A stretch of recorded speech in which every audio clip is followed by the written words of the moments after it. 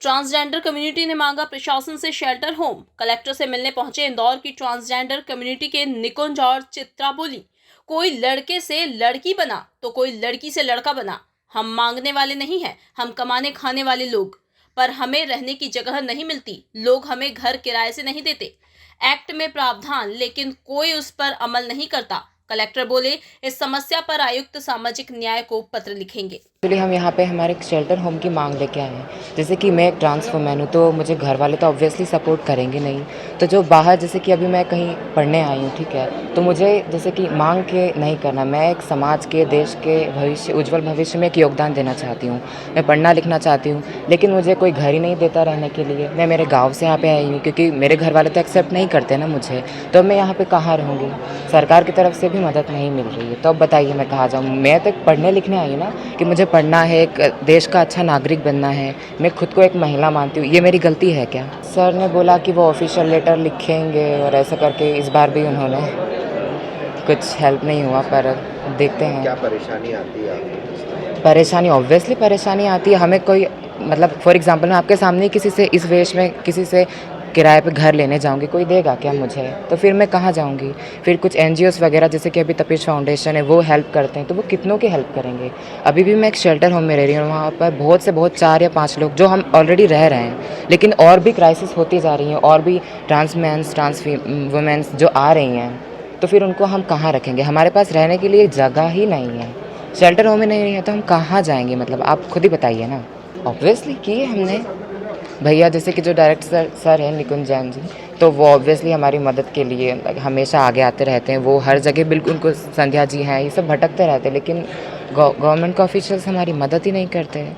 Sir देखिए, एक तो हमारे समाज में एक पूर्वाग्रह बना हुआ है कि ट्रांस कम्युनिटी मतलब हिजरा कम्युनिटी या किन्नर कम्युनिटी या जो बधाई मांगते वही होते हैं, बट एक्ट के तहत लिखा हुआ है कि ट्रांसमैन या ट्रांस वुमेन भी होते हैं जो लड़का से एक लड़की सेक्स रीअसाइनमेंट सर्जरी करके बनते हैं, या लड़की से जो लड़का बनते हैं।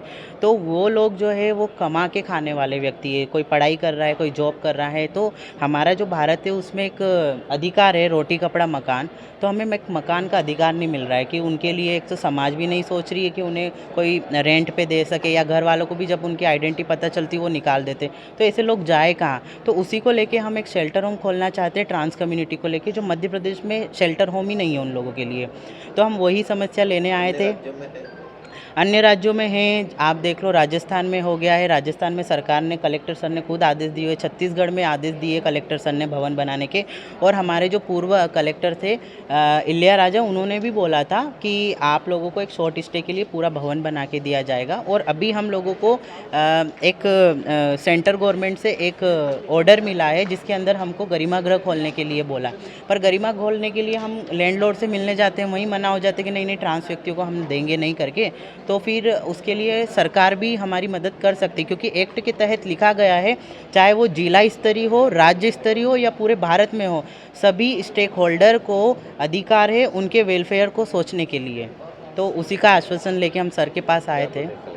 कलेक्टर सर को शायद अवेयरनेस ना होने के कारण एक्ट की कि जिला स्तर पे भी हम लोग ट्रांस व्यक्तियों के लिए कर सकते हैं, सामाजिक कल्याण विभाग की तरफ से। तो अभी देखते हैं कि एक बार हम मीटिंग करेंगे सर से, क्योंकि हमारा डिस्ट्रिक्ट वेलफेयर बोर्ड बना हुआ है। उस वेलफेयर बोर्ड के अंदर हम एक्ट के तहत जो हमारे नियम और कल्याणकारी योजना दी है उसके बारे में हम सर को अवगत कराएंगे।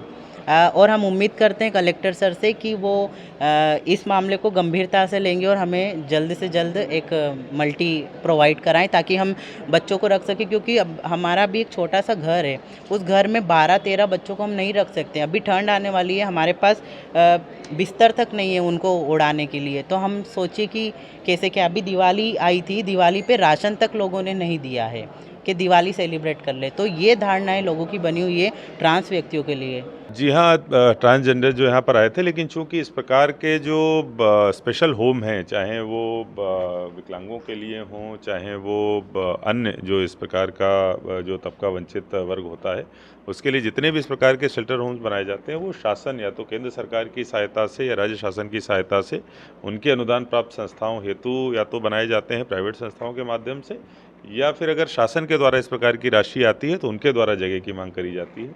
चूँकि इस संबंध में कोई भी शासन के निर्देश प्राप्त नहीं हुए हैं, इसलिए हमारी तरफ से जो इनके द्वारा समस्या बताई गई है उसको आयुक्त सामाजिक न्याय को चिट्ठी लिखी जाएगी कि ऐसी-ऐसी यहाँ पर समस्या है, उनकी तरफ से जो भी मार्गदर्शन प्राप्त होगा उस हिसाब से कार्रवाई करी जाएगी।